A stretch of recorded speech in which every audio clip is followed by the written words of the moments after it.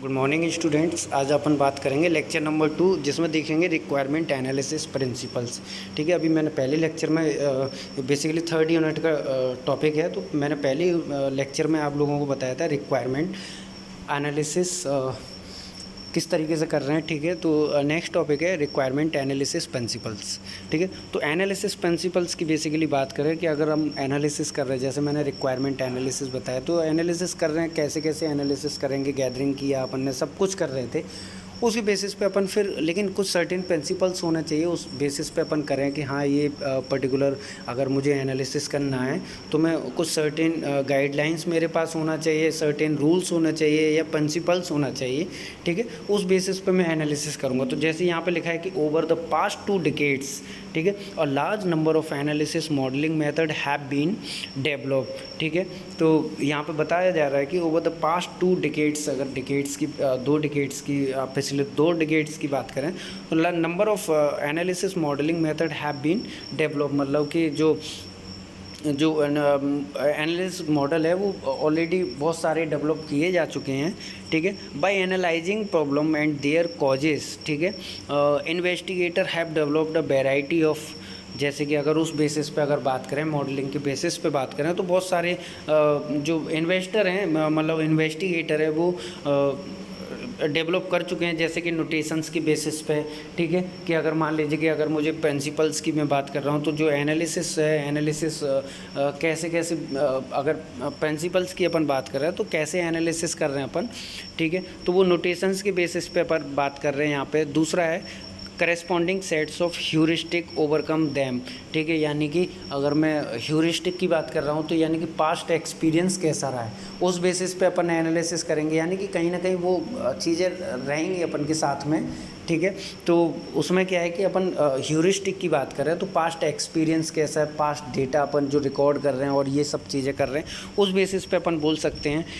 ठीक है, each analysis method has a unique point of view, मतलब अगर जो एनालिसिस मेथड है वो हर एक का अपना खुद का एक पॉइंट ऑफ व्यू रहेगा। However all analysis method are related by a set of operational principles. ठीक है, लेकिन फिर भी ये सारे के सारे कहीं ना कहीं रिलेवेंट हैं। जैसे कि अगर मैं पहले पॉइंट की बात कर रहा हूँ, the information domain of a problem must be represented. अगर एनालिसिस की बात करें, एनालिसिस प्रिंसिपल्स की बात करें, तो पहला पॉइंट है उसमें कि the information domain of a problem.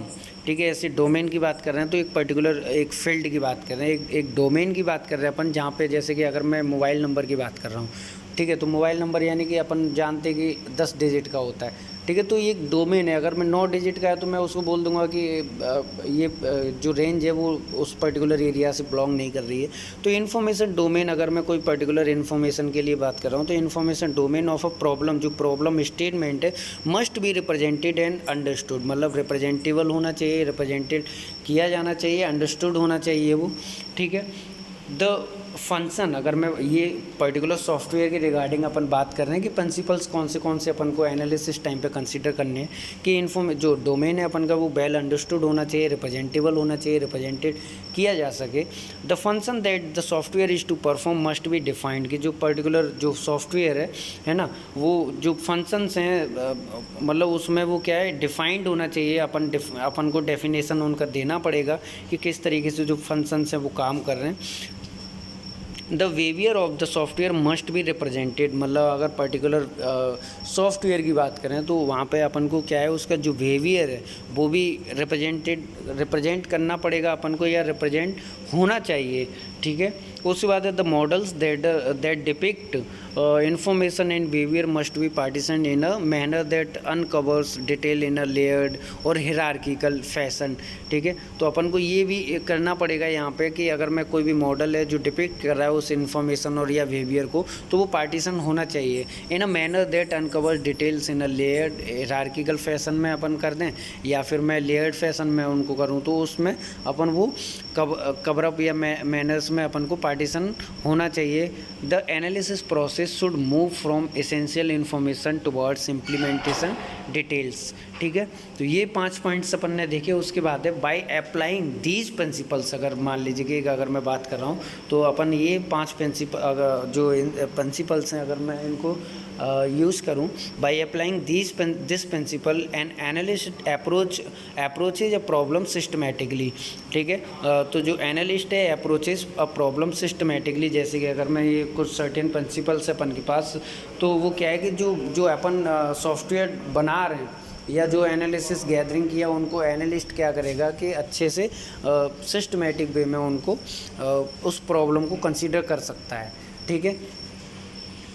जैसे set of guiding principles for requirement engineering, अगर मैं गाइडिंग प्रिंसिपल्स की वही अपन के पास कि क्या क्या होना चाहिए, अपन एक रोड मैप तैयार कर रहे हैं कि अगर एनालिसिस कर रहे हैं तो किस बेसिस पे करेंगे। एक अपन के पास एक बेस होना चाहिए और उसी को अपन कैसे कि गाइडलाइन दे रहे हैं बेसिकली, ये प्रिंसिपल्स वही एक ही चीज़ है।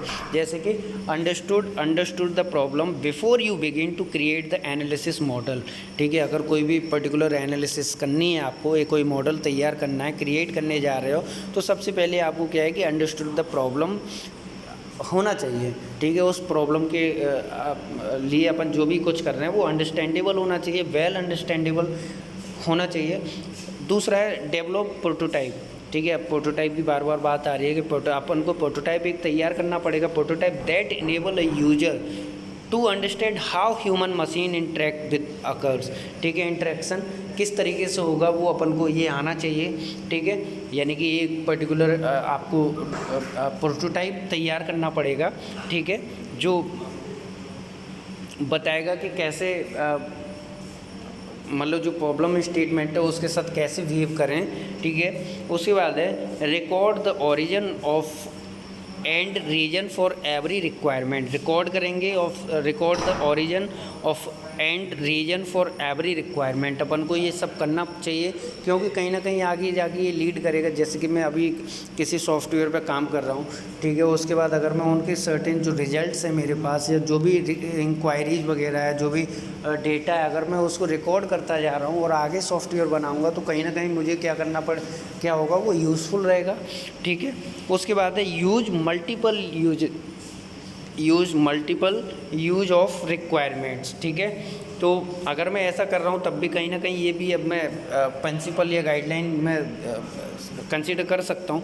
जैसे कि building data functional and behavioural model provide the software engineering with different 3 views, ठीक है। जैसे कि डेटा फ्लो डायग्राम की बात कर रहे हैं, कंटेक्स्ट फ्री डायग्राम की बात कर रहे हैं, मैंने डिस्कस भी किया था, ठीक है। उसके बाद अपन रैंक रिक्वायरमेंट की बात कर रहे हैं। Rank requirement basically tight deadline में preclude the implementation of every software requirements, ठीक है। तो इस तरीके अपन रैंक रिक्वायरमेंट के हिसाब से अपन रैंकिंग करते हैं कि किस कौन सी रैंक प्रायोरिटीज़ की बात कर रहे हैं अपन, ठीक है। और बाकी आप देख लीजिए इसमें। नेक्स्ट पॉइंट है वर्क टू एलिमिनेट एम्बिग्विटी। अपन जो भी वर्किंग करेंगे वहाँ पे एम्बिग्विटी नहीं आना चाहिए। अगर आ रही है उस तरह की तो मैं क्या करूँगा, हर एक लेवल पे उन्हें मैं क्या करूँगा, एलिमिनेट करने की कोशिश करूँगा, रिमूव करने की कोशिश करूँगा, रिजॉल्व करने की कोशिश करूँगा। इतना सा अपन का ये अपन ने आज देखा कि प्रिंसिपल्स की बात करी मैंने और एनालिसिस के रिगार्डिंग। ये एनालिसिस जब अपन कर रहे हैं तो कोई एक बेस चाहिए और उस बेस को बनाने के लिए अपन के पास कुछ सर्टेन रूल्स या प्रिंसिपल्स होने चाहिए, वो मैंने आपको बताया। बेसिकली छोटा सा टॉपिक था और आज यहीं पे ख़त्म करते हैं। Thank you.